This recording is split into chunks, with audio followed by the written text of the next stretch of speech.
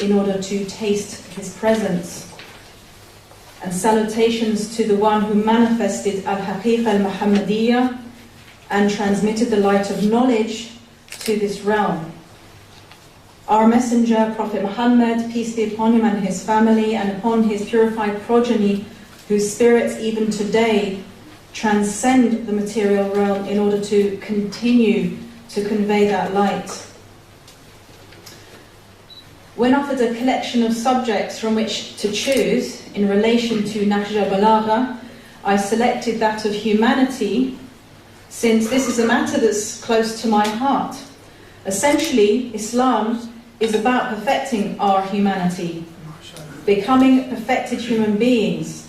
And yet, as we know, we are plagued with ideological wars, where people's acceptability lies with which particular group they belong to, regardless of whether or not they are humane.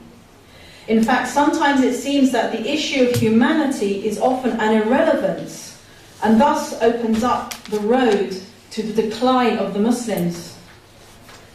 Imam Ali alayhi salam's own theory and practice of humanity can be seen threaded throughout the pages of Nahjul Balagha. As it is narrated in the introduction to the text, in the work of one scholar, Allama Kamaluddin ibn Talha Shafi'i, entitled Matalib al-Su'al, Abdullah ibn Zurara went to see Imam Ali alayhi salam on the day of Eid and found him eating the simple food for which he had become known. Ibn Zurara commented that he had expected some fine dishes to be served by the Imam, but the Imam replied, "Let me be a ruler, leading the life of a poor and a humble person, a humble labourer." A Khariji is noted to have objected to Imam Ali alayhi salam's patched clothes, to which the Imam replied, "Why do you object to the way I dress? It's the kind that people can afford. Why can't you think about their lives in the way that they dress? I shall improve my standard once I have succeeded in improving theirs." The Islamic concept of humanity is expressed in many different ways in Nahjul Balagha. At a social level, we see the Imam alayhi salam refusing to aggrandize himself in any way, his conscience being attached to the people who he is responsible to lead. In contrast to the lavish lifestyle of Uthman ibn Affan and his relatives, or the Bani Umayyah who came after him, who built palaces and enjoyed parties, and even constructed for themselves a separate raised veranda in the mosque, so that they could pray separately from the people, Imam Ali alayhi salam followed the example of the Holy Prophet, peace be upon him, and his family, in outwardly not differentiating himself from those who are ultimately his brothers in religion and his brothers in humanity. And we know of the famous example where the people going to see the Holy Prophet, peace be upon him, and his family, would enter in on a gathering and not be able to distinguish him from others present, because he sat on the ground as they did and dressed as they did. And this could in some sense be called a kind of spiritual socialism, and its ethic and practice dramatically contrasts with the institution of monarchy and its trappings, and the institution of caliphate and its trappings. So contained within this ascetic practice, this adhering to the narration of the Holy Prophet, that Islam is a way of life whose main characteristic is haya, or modesty, this shunning of self-glorification or flaunting the enjoyment of worldly bounties while others around us struggle and suffer, is the phenomenon of a human being as a sign of God, whose light was created before it came into this material realm. Imam Ali alayhi salam honors the Holy Prophet, peace be upon him, and his family as the archetypal perfect human being. His statement confirming the narration of the Prophet that the first thing that Allah subhanahu wa ta'ala created was my light. In reference to this, Imam Ali alayhi salam says, at the time of the Prophet's burial, he declares, Lord, he was your first creation. His apparent death is not a sign of his mortality. He lifted the gloom prevailing before the creation started. He was a proof of your glory and benevolence. He has come to us from the realm of your love and glory and was our guide towards that realm. His soul was the emblem of your supreme might. His body was the masterpiece of your creation, and his mind was your treasure house. Here we see the esoteric, ontological, cosmological dimensions of the archetypal human being, whose existence influences creation before he himself is brought into being in human form. He is a proof and a signpost leading humanity back to their own esoteric, ontological, cosmological dimensions. It is this dimension of ourselves that we forget all too easily, that we fail to realize, and to which we neglect to aspire. Within each one of us is a treasure house which, if we could lift the veils of darkness of our own ignorance, would illuminate us inwardly and the world outwardly. But the attention of the human beings is turned elsewhere, in the direction of other aims and aspirations, other preoccupations and obsessions, and thus we feel the misery of our own darkness without knowing why. In addition to that, the household of the Prophet, peace be upon him, and his family, in accordance with prophetic tradition, wherein prophets always leave successors, are likewise archetypes, each manifesting a different aspect of the Holy Prophet himself. They are the trustees of God's secrets, shelter for his affairs, source of knowledge about him, center of his wisdom, valleys for his books, and mountains of his religion. The runner who is ahead has to turn back to them, while the follower has to catch up with them, in Sermon 2. Imam Ali includes an account of the creation of the first man and prophet of this humanity, Adam alayhi salam. And here we see a description that conveys the complexity of the human being and his psychological tendencies. Adam is created out of both sweet and bitter clay.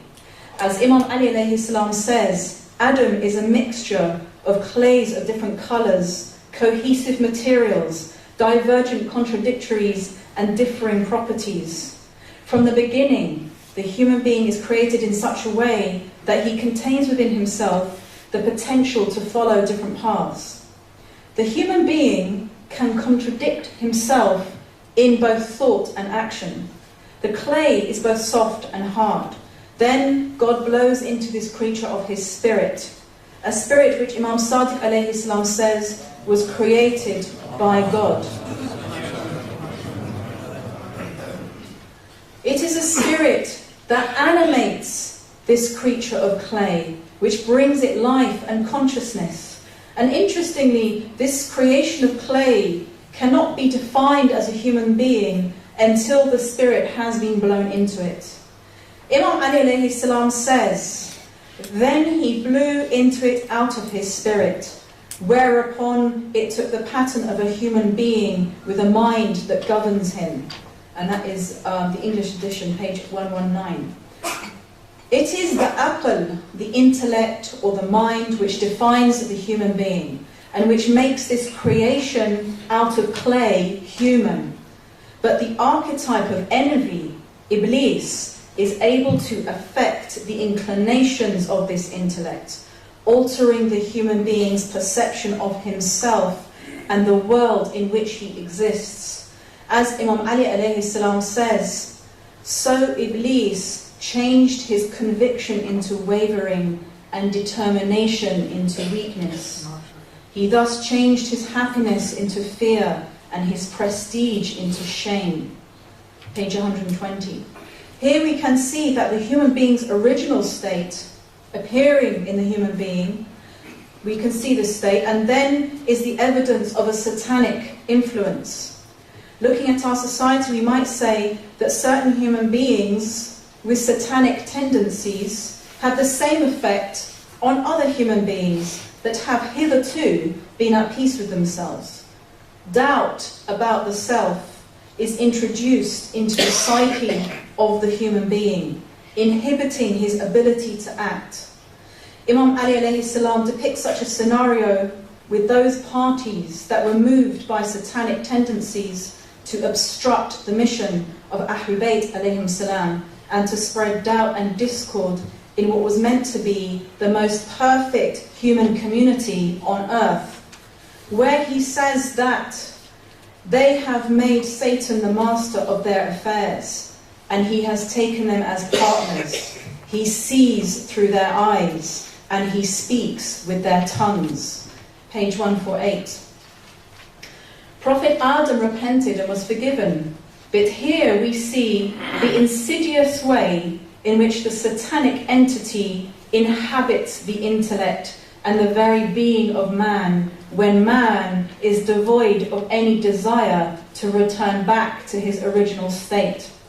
The human being, due to his inherent complexity, is thus able to take on different personalities and guises. He changes under different influences and desires, and his true, pristine, essential self becomes obscured and almost blotted out.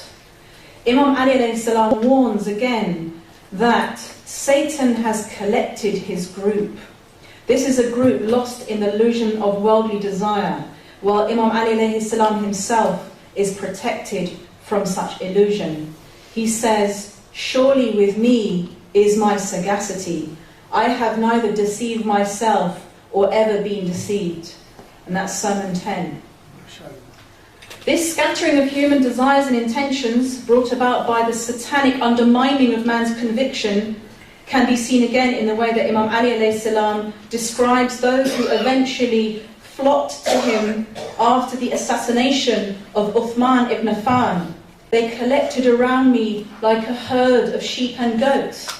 When I took up the reins of government, one party broke away and another turned disobedient, while the rest began to act wrongfully, as if they had not heard the word of God, saying that the abode in the hereafter we assign it for those who intend not to exalt themselves on the earth, nor make mischief therein, and the end is best for the pious ones." Sermon 3. There are a number of narrations in the hadith collections wherein the Prophet or an Imam will describe the human beings before him as sheep and goats, those with an animal-like nature.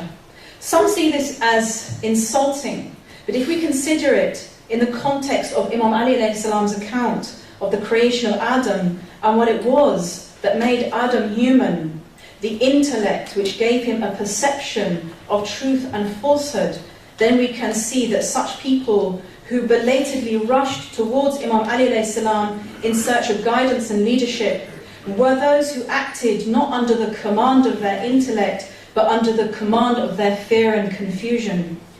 Ignorance degrades our humanity, and knowledge augments it.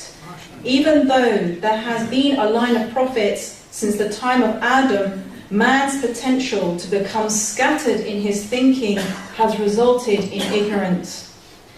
Imam Ali alayhi salam's emphasis that self-knowledge, he emphasizes that self-knowledge is the most fundamental. He says that it is enough ignorance for a man not to know himself. Sermon 16. And again, learned is he who knows his worth. It is enough for a man to remain ignorant if he knows not his worth. Sermon 102. This again goes back to the original creation of the human being, where he had self-conviction and conviction in his knowledge of God, but he was seduced into self-doubt in his knowledge of God. The human being is worth more than that which he desires. He underestimates himself if he believes that his worth will increase by acquiring useless worldly possessions. The Imam alayhi salam again highlights this tendency in the same sermon about the nature of the world. Herein, men's firmness inclines towards weakness and languidness. The majority of what pleases you here should not mislead you, because that which would help you will be very little. Sermon 102. The worth of a human being from a divine perspective is different than from a worldly perspective. Imam Ali alayhi salam describes those who fight for the truth at the end of time as people who are low in the estimation of the proud, unknown in the earth, but well known in the sky. Sermon 101. And similarly, in serving God, man finds his worth as a human being. Imam Ali alayhi salam points out that Allah, the glorified, has distinguished you with Islam and has chosen you for it. This is because it is the name of safety and the collection of honor. Sermon 151. He teaches that everything submits to him and everything exists by him. He is the satisfaction of every poor person, the dignity of every low person, the energy for the weak and the shelter for the oppressed. Sermon 108. It is God that gives the human being his humanity. In this statement we can see also that Imam Ali's concern for the poor, the lowly, the weak and the oppressed, his concern for the dignity of the human being and his awareness of the human being's vulnerability. He categorically condemns oppressors, stating that oppressors inherit mischief by mutual agreement. The first of them serves as a leader for the latter, and the latter follows the first. They vie with each other in the matter of this lowly world and leap over this stinking carcass. Sermon 150. He warns the Muslims of times to come when they will be surrounded by this mischief. He who declaims it will also be affected by it, and he who flees from it will be forced to stay in it. Sermon 150. He advises the Muslims to proceed towards Allah as oppressed and do not proceed towards Him as oppressors. It is notable that throughout Nahjul Balagha, many of his sermons are spent warning people against being led into darkness and confusion. The degradation of a human being's humanity is a corollary to this general drift towards human and cosmic disorder. Again, in Sermon 150, he says, the heart will become wavering after being at peace. Men will be misled after safety. Desires will multiply and become diversified, and views will become confused. If the general state of the community's humanity is in disarray, then there cannot be much expectation of the rights of the poor, the weak, and the oppressed being honoured. These sermons are an indication of the times in which Imam Ali alayhi salam was living. They depict an embattled Imam, consumed with grief at the distrust that his companions display towards him, frustrated by their inaction, and calling the community to order and steadfastness when they are inclined in every direction except towards him. The duties towards humanity had already been laid out in Islam, and so we see the Imam referring to these duties in the context of those who fail to uphold them. He says, you spend no wealth in the cause of him who gave it, nor do you risk your lives for the sake of him who created them. You enjoy honor through Allah among his creatures, but you do not honor Allah among his creatures. Sermon 116. And again he laments the lack of humanity in society. Cast your glance over people wherever you like. You will see either a poor man suffering from poverty, or a rich man ignoring Allah despite his bounty over him, or a miser increasing his wealth by trampling on Allah's obligations, or an unruly person closing his ears to all counsel. Sermon 128. Reflecting on this, we can see that human society hasn't changed much since the time of the Imam. And in fact, this is something more there is something more serious upon which we should reflect.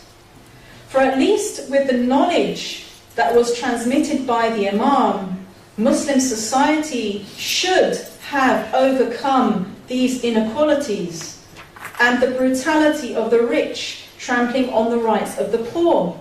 But his words still ring loud and true. In the light of this, he reminds the Muslims of the effect that the Prophet, Holy Prophet, peace be upon him, and his family had on his society with respect to their humanity. The light that was created in the realm of pre-existence was placed in the human form of the Prophet in order that humanity might find a way to be restored to its original cohesive state. He says, through him Allah buried mutual rancor and put off the flames of revolt. Through him he gave them affection like brothers and separated those who were together through unbelief. Through him he gave honor to the low, in Sermon 95. A characteristic, therefore, of a humane community is that its members cultivate brotherly relations and bonds based upon the love of God. Such a community is one whose members are in a state of peace with one another, and a society at peace may be able to cultivate the more refined aspects of humane behavior. The Imam alayhi salam also calls upon his soldiers to show compassion towards one another, and this is a reminder for every Muslim, where he says, whoever among you feels spiritedness of heart during the action of battle and finds any of his comrades feeling disheartened should ward off the enemies from him just as he would do from himself, because of the superiority he enjoys over the other. For if Allah had willed, he would have made the former also like him. Sermon 122. A community that upholds humane values is not one where each individual is occupied in pursuing his own aims. Rather, the sign and characteristic of a humane community is one where the strong notice the struggle of the weak and reach out to lend them strength. A humane community is based upon mutual assistance and compassion, and a reminder in the heart of every Muslim that he is not to feel pride in his own strength, but to remember that it might easily have been the case that he was the one who was weak. And I'm running out of time, so I have to skip a little bit. Just to say that our relations with our kin and our community is one of the pillars of our humanity. Imam Ali alayhi salam teaches that the good memory of a man that God retains among the people is better than the property which others inherit from him. Sermon 23. He advises that one who is sweet-tempered can retain the love of his people for good. This isn't simply about maintaining one's honor among the people. A single human soul can affect a multitude of human souls. Acts of corruption committed by one human being can disenchant an entire society, and not just for one generation, but for many generations.